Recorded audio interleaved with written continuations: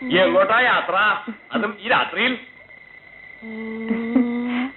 ഒന്ന് മുറുക്കാൻ ചുണ്ണാമ്പ് തരുമോ? ഓ പിന്നെന്താ, എടുത്തോളൂ.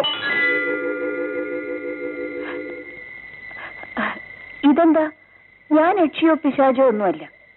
കൈകൊണ്ട് തരൂ. ചുണ്ണാമ്പ് എടുക്കുകയും ചെയ്യാം, തിരുമേനിയെ ഒന്ന് തൊട്ടെന്നുമായി. തുടർന്നുണ്ടെങ്കിൽ എപ്പോഴും ആകാലോ.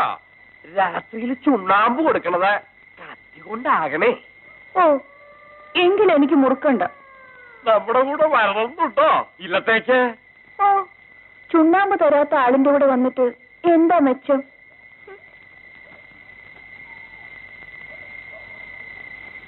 കൊണ്ടുപോകാമോന്ന് നാം ഒന്ന് നോക്കട്ടെ.